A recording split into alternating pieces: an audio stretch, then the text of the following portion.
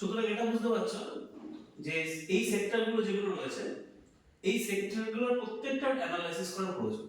তো স্যার এতটা আমি বুঝলাম যে আমাকে ইন্ডেক্সটাকেও নজরে রাখতে হবে সুইং ট্রেডিং স্টক সিলেকশনের ক্ষেত্রে। তো কিন্তু মেন ফোকাস আমার যে সুইং ট্রেডিং এর স্টকটা আমি সিলেক্ট করব কিভাবে, তো সেটা কিভাবে আমি করব? আচ্ছা, এনএসসি বিএসসি মিলিয়ে প্রায় 5000 টাকার কাছে শেয়ার রয়েছে। ডেফিনেটলি এটা একটা ডিফিকাল্ট টাস্ক যে কোনো একজন ট্রেডারের পক্ষে যে ভালো শেয়ার বা শেয়ার আমি বাছবো কি করে। এত তো শেয়ার রয়েছে, তো আমি সেক্ষেত্রে শেয়ার বাছবো কি করে। এটার জন্য প্রথমে গোটা মার্কেটের সমস্ত স্টককে অ্যানালাইসিস করার কোনো প্রয়োজন নেই। এটা হচ্ছে একটা রেশনাল ওয়ে হচ্ছে সেক্টর সিলেকশন করা। আমি তোমাদের সামনে যে স্ক্রিনটা খুলে রেখেছি তোমার সামনে, তুমি নিশ্চয়ই দেখতে পাচ্ছ এর মধ্যে আলাদা আলাদা অনেকগুলো সেক্টর লিস্টেড রয়েছে। এগুলো সবকটাই ন্যাশনাল স্টক এক্সচেঞ্জ মেইনটেইন করে এই ইন্ডেক্সের লিস্টগুলো। তো আমরা কি করব এই ক্ষেত্রে, এই ইন্ডেক্সের চার্টগুলো দেখব। Nifty auto, Nifty bank, Nifty FMCG, Nifty Pharma, Nifty IT, যা যা ইন্ডেক্স রয়েছে সেই ইন্ডেক্সের চার্ট দেখব। সেখান থেকে আমি বোঝার চেষ্টা করব যে কোন ইন্ডেক্সটা মোস্ট পারফর্ম করছে, কোন ইন্ডেক্সটা সবথেকে হাইয়েস্ট পারফরম্যান্স কার মধ্যে নোটিস করা যাচ্ছে। ধরে নিচ্ছি যে নিফটি ব্যাংক এই মুহূর্তে হাইয়েস্ট পারফর্মিং একটা সেক্টর, অন্যান্য সেক্টর থেকে এটা অনেক বেশি পারফর্ম করছে। সেক্ষেত্রে আমি কি করবো, নিফটি ব্যাংকের ভেতরে যে শেয়ার আছে সেই শেয়ারগুলোকে পুরো অ্যানালাইসিস করব। তার মানেটা হচ্ছে নিফটি ব্যাংক বাদ দিয়ে যা সেক্টরগুলো আছে সেগুলোকে আমার এই মুহূর্তে দেখার প্রয়োজন নেই। কেন?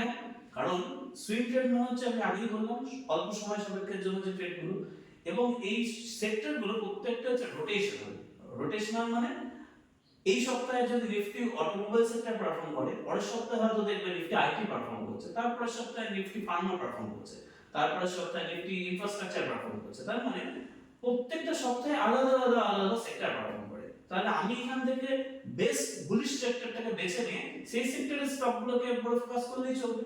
সমস্ত সেক্টর যেগুলো এই মুহূর্তে আন্ডার পারফর্মিং সেগুলোর দিকে ফোকাস করার দরকার নেই।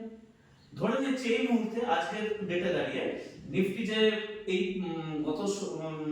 নিফটি যে এই সপ্তাহে যে এক্সট্রিমলি বুলিশ মোমেন্টাম দেখা গেছে, সেটার জন্য সিংহভাগ দায়ী হচ্ছে নিফটি ব্যাংক।